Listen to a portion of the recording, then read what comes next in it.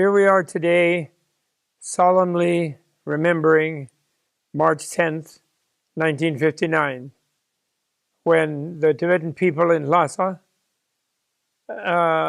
responded to a mousetrap posed for them by the Chinese communists, by Mao and Deng Xiaoping, in particular those two, in league with the particular general who was in charge of Chinese troops in Lhasa at that time.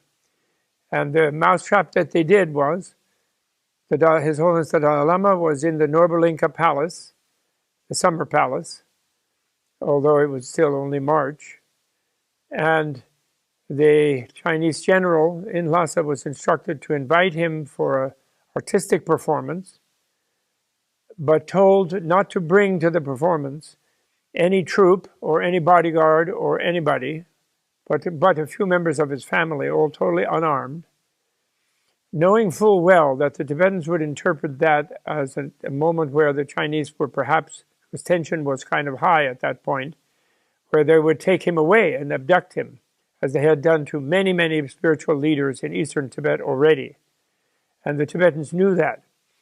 And the Chinese knew they would resist that invitation under those terms. And so the Dalai Lama was kind of kept in the Norbalinka Palace, and then all the this rumor went like wildfire through all the Tibetans, and all the citizens of Lhasa came and surrounded the Norbalinka Palace to prevent the Dalai Lama from leaving there, and a huge 100,000 people or whatever. It was a population that's not that huge in Tibet anyway, but maybe hundreds of thousands of people.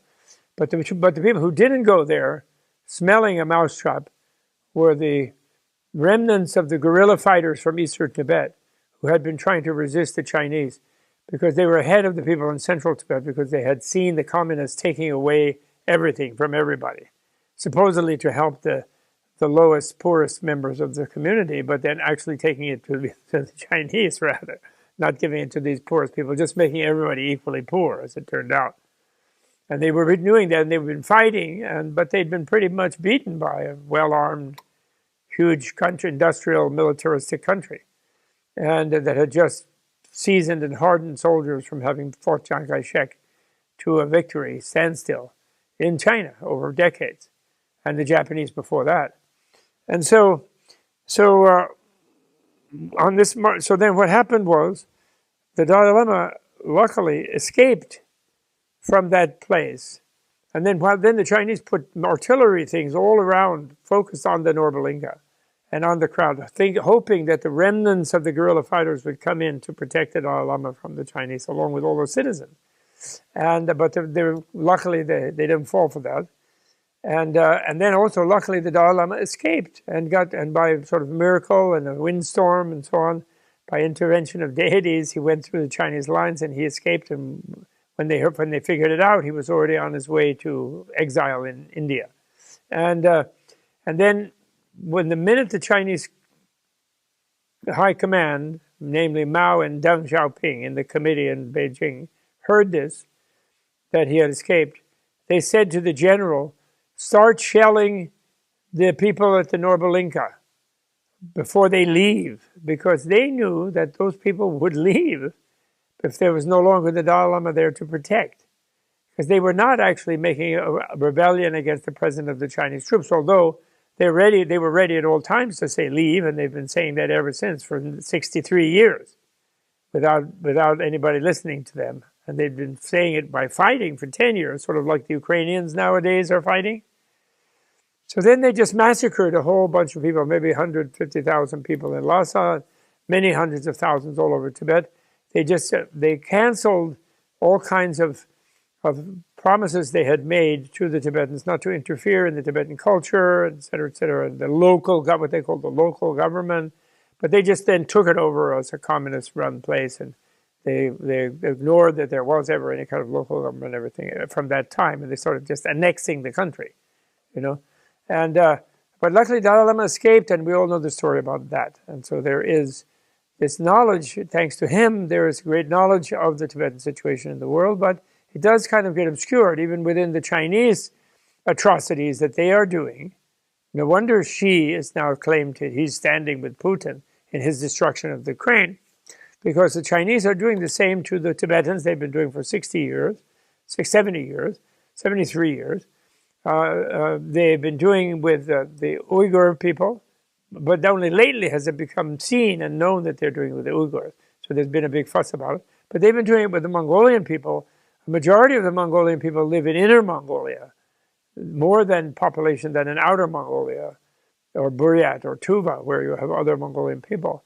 And so they've been doing the same, and they're now doubling down, not allowing them to learn the language and all the children, to try to assimilate them into the Chinese thing. So this, in other words, another stage, way advanced stage of a Ukraine-type situation is still happening in Tibet. And it's evidently, but sort of invisibly still. It gets harder was to see Tibet, they block people from really seeing it. And Tibetans are still fighting there, but now they do it non-violently, bless their hearts, in that they will go, someone who gets really beyond and they just have to do something extreme, they go and they burn themselves in front of a police station or in front of a bunch of Chinese troops to show, I will just do myself in, so you can't frighten me by that you're going to kill me. Because I live in a bigger world than this one life, and life is not about dominating people. And then they offer themselves to the fire with that idea. And they don't think they're killing themselves. They feel they are expanding to take a better rebirth. But they're destroying the body that the Chinese think they're controlling them through, if you follow me. So the real freedom resistance has to be by people who are willing to live beyond the body. And in a way, do you understand that soldiers are willing, in armies, in war, which now is an obsolete thing on earth.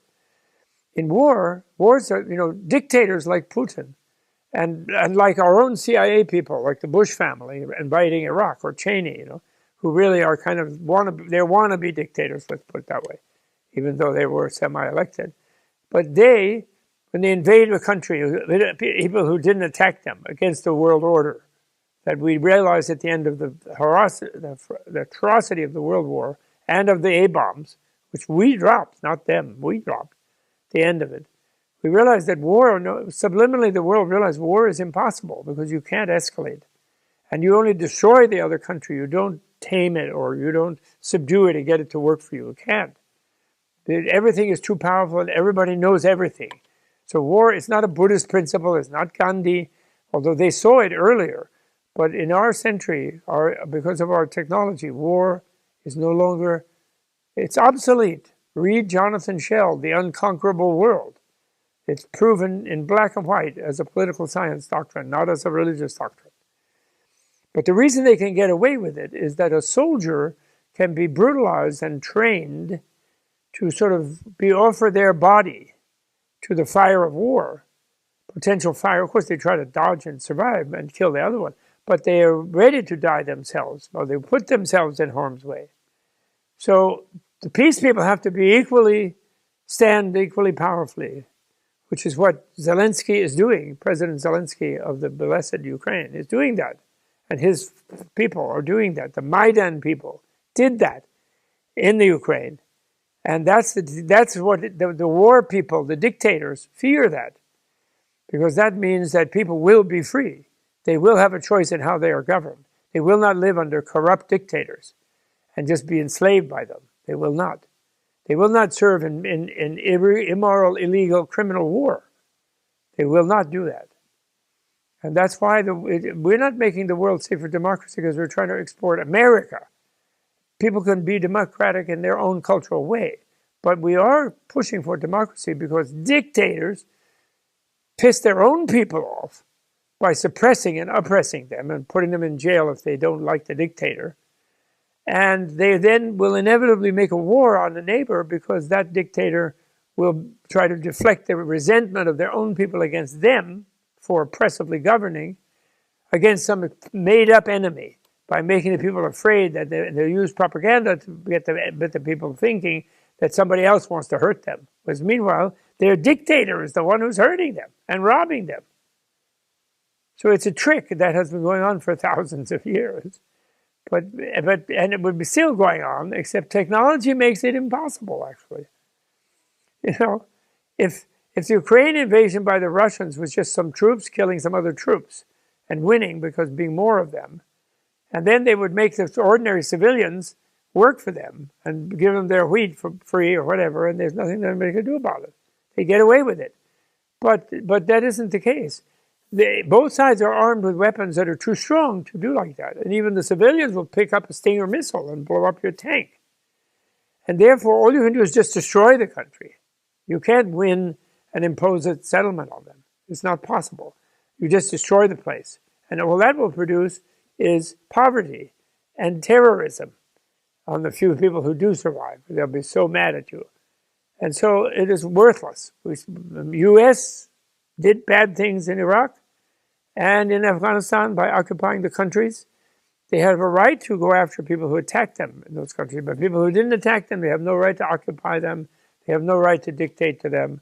They have no right. We were very wrong to do that. That was wrong, old-fashioned, obsolete behavior that we did, and of course it failed. And this will fail. Putin will fail. Russian people will win because they will see Putin is a failure. But if he recognizes it sooner, there'll be less destruction. And then his defeat will be less terrible on him than it will be if he persists to try to destroy the whole place. It will be more terrible for him. So on this day, now, we are talking about Tibet because it's March 10th. So I want to read my statement first. I want to read the statement that I've shared with people publicly, and I'll try to put it wherever I can. And I don't do this as the head of any organization or institution. I simply do this as an individual person. Putin's criminal invasion of Ukraine and genocidal speech before it, proposing that Ukraine does not exist and Ukrainians are just renegade Russians, is strongly parallel to the Chinese Communist Party's refusal to acknowledge the undeniable existence of the Tibetan nation as a distinct people with their own culture in their own traditional, historic, thousands of years highland territory. In both cases, that of Ukraine and of Tibet, the dictators of Russia and China seek to justify their colonialist invasion and occupation of a neighboring land and people, and their views and words, and that is the root, their views and words to that effect that they don't exist, is the root of the genocidal wars of invasion and the ethnocidal policy once they occupy. Therefore, when we stand in solidarity with the Ukrainians, today on March 10th, Tibetan National Uprising Day, we should remember the Tibetans, the Mongolians, and the Uyghurs who are suffering the same kind of genocidal oppression at a far different stage from the dictators of China. The Ukrainians are fighting bravely against extreme odds, and it is right for the free world to remember and support them. The Tibetans fought in the 50s in the same way, but the world was different then, and few people knew about it. Today, March 10th, we commemorate the Chinese Communists' final ending of the Tibetan resistance, the massacre of mostly unarmed or poorly armed Tibetan civilians at Lhasa in 1959. Our hearts go out to the hundreds of thousands of Tibetan warriors of that time and of innocent civilians, basically unarmed civilians who were killed in all of that time. That is the main commemoration for them today. But our hearts also go out to the several hundred Tibetan warriors even today who are standing on a spiritual level shoulder to shoulder with the warriors of Ukraine, but who are now fighting non-violently as inspired by His Holiness the Dalai Lama in the sense that they only give up their own body. They avoid the Chinese having to kill them, but they want to tell the Chinese communists that they are free and because they can give their own life. They're free to decide when they wish to die and when they don't wish to live under such an oppression. They can decide that because they will remain free beyond the fear of death. And these are the self-immolating up to number 170 now over the last decade or so, who have immolated their bodies. I never say themselves because the self doesn't die at death, but they immolate their bodies to show they're still standing for freedom. Nowadays, non-violently, but because they're not harming anybody else, by giving their own bodies to the fire in the face of their oppressors, to assert the essential truth of their freedom in the greater life force beyond the body. We stand in solidarity with all such mistreated people, including the many who have been invaded and harmed in the past by our own governments. Speaking now as an American individual. We warn the invaders and oppressors that their murderous deeds will not be forgotten, even though any sentient being can be forgiven for their madness, even the most crazy and evil. The being can be forgiven, but the deed will not be forgotten, and its consequence will be terrible, as terrible as its effect, as its evil effect. It will bounce back on the perpetrator. We urge them, even for their own sake, to cease and desist at once. The dictator who decided this, basically pretty much a one-person deal in this case, cease and desist at once, as their destruction of others will only end up as destruction of themselves. We pray for them to escape the dictator's self-imprisonment in delusionary isolation, recover their human common sense and see the light, and begin at once the difficult process of reparation for the grievous harms they are inflicting on innocent others. War, conquest, and tyrannical genocide are all obsolete. All these are just so 20th century and before, while this 21st century, as His Holiness the Dalai Lama has wisely advised all of us and all the world leaders over the last decades as a Nobel Peace Prize laureate, this 21st century must be a century of peace, intelligent, democratic, practical human beings resolving conflicts through dialogue, with violence off the table, including the ongoing polluting violence against nature and other animals. May we take this lesson to heart as we watch with horror and skillfully resist the evil and futile destruction of the Ukraine and Ukrainians, and as we deeply commemorate on this special day the tragic invasion, oppression, occupation, and genocidal assimilation and destruction of the Tibetan people. That's me, Robert Thurman, Professor Emeritus, and author of Man of Peace, the book Man of Peace, the illustrated biography of the Dalai Lama of Tibet, which tells the story in all of its graphic detail. So,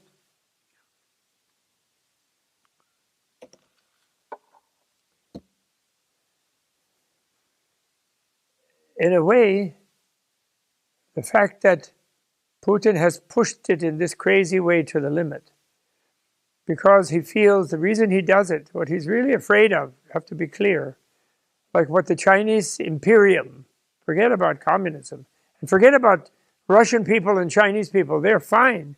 They just want to make a living. They want to have a nice time. They want to take care of their children. They don't want to kill other people's children. They don't. It's only these dictatorial beings, like Putin ironically claims he's going to denazify, Zelensky, who's Jewish, and non-observant, he's a humanistic, wonderful, theatrical, artistic, and obviously very courageous Jewish person.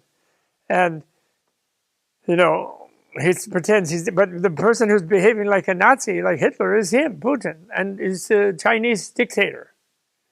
Any dictator, Bashar al-Assad in the Sudan, the Maduro in Venezuela, and in the United States, when we have a small clique around the CIA and around certain kind of military-industrial complex, the Iron Cross people that Eisenhower warned us about in the 50s, when they cause like lies and then put us into war and destroy another country like we destroyed Iraq, like we abetted the Europeans destroying Libya.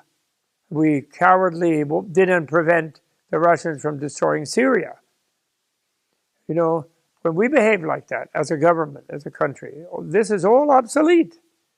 If we knew, our own soldiers wouldn't occupy that country if they knew. They actually warned. I know some soldiers who were there getting rid of the Al-Qaeda, which we had a right to work on in the case of Afghanistan after they attacked 9/11. We had a right to do that, but not to occupy their country. And the soldiers who were there with the getting rid of Al-Qaeda, they warned the Pentagon and those people, don't land soldiers and occupy after once they are free of the Taliban and the Al-Qaeda who are supporting the Al-Qaeda, let them decide their government amongst themselves. Do not enter and occupy the country. They told us. And we didn't listen. And we criminally occupied and foolishly. And we got defeated, didn't we? After wasting so much life and so much limb, so much treasure. Same in Iraq. And indirectly, the destabilization of Syria was caused by climate, actually, initially, but also by us. So I don't want to go into detail on that. I just want to say it's really a strong March 10th commemoration right now, precisely because Putin is showing the world the completely inappropriate, let's just not throw a moralistic language, just say utterly inappropriate behavior of an omnipotent tyrant who acts like it's possible to be omnipotent as a human being, whereas it's completely impractical within the modern framework. And he was going to be defeated by cell phones, by information, by people joining a culture of mutual empathy and mutual understanding and mutual interaction, the information age. He was doing pretty good using his dictatorial power in the open worldly society of the internet and the Facebook and Twitter and whatever, corrupting the democracies, which are open societies. And the democracies don't want to fight and kill people, really, basically, unless they're subverted from within, which is a danger. And he was corrupting them effectively with cyber war, an information war. But the point is, he overstepped, and he showed it wasn't just trying to get a little advantage. It was an attempt to oppress and conquer everybody. And that has made it obvious why His Holiness the Dalai Lama is correct to say that in this century, it really, starting in 1945, really, after the use of an atomic bomb on civilians, which is state terrorism. After the use of that, war is obsolete, basically. And, the reason Putin has not been controlled is because he threatens to use nuclear weapons on somebody. And then everybody freaks out because they know that's impossible. But that's the whole thing is impossible, a dictatorial government. Chinese people left to themselves will struggle, quarrel, they'll have parliaments, they'll argue with each other, like in Taiwan. They even sometimes have fights in the Parliament House. Like, I would like to see Chuck Schumer and Mitch McConnell in a cage match. I'd like to see that. That would be fun. Then instead of filibustering and not governing the country because they just want to fight they want to have a campaign all the time. They don't want to be a loyal opposition like the way the Republicans are today. So we can't have dictators. It's not conceivable in the modern world. There is no omnipotent. Even God is not omnipotent because he has to send Jesus to help us. Even, none of them are omnipotent. There's no such thing as an omnipotent person. Buddha is not omnipotent. You can be omniscient. You can know everything. And what you know is you can't do everything to everybody. You can't make everybody else do everything. Because every one of them wants to be free. Every one of them wants to be happy. And they have a right to be, every living being. So the point is, the individual who stands up for freedom, like President Zelensky and his friends and his circle and his administration, and individual Ukrainian mothers and fathers and grandfathers who stand against being completely crushed and ripped off by this dictatorial thing, and who would love for their relatives and dear friends among the Russian people to be as free as they can be. Not only do they would like to be in something like the European Union, but they would like the Russians to be in the European Union, not ruled by corrupt oligarchs, who really, the root of their power is the corrupt control of nuclear weapons, but which we shouldn't fear because no one can use them. They are not possible to use because no one who is still human would ever use one. Absolutely not. Our doing so was a crime against nature and against humanity, the 2 times that we did, and we've never done it again, and we would never do it, and no one would ever do it.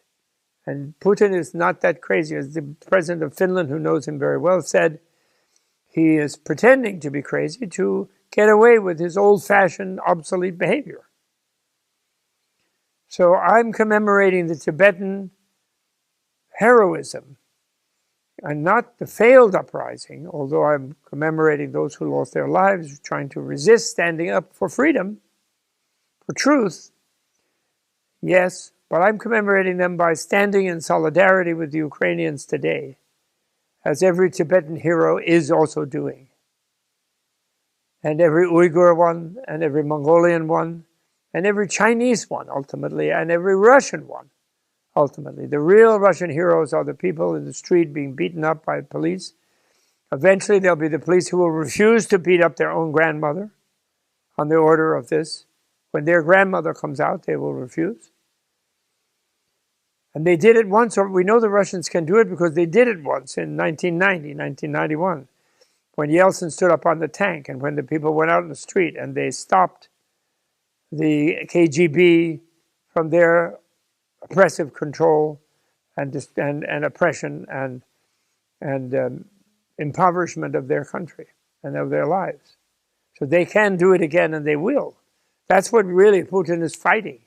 Rearguard action against consciousness, raising the consciousness of the individual in the 21st century, which is the beauty of life, the fragility and the preciousness of the planet, the wish to become responsible in the use of our technology, where we don't pollute and destroy the climate and destroy the balance and the source of our life.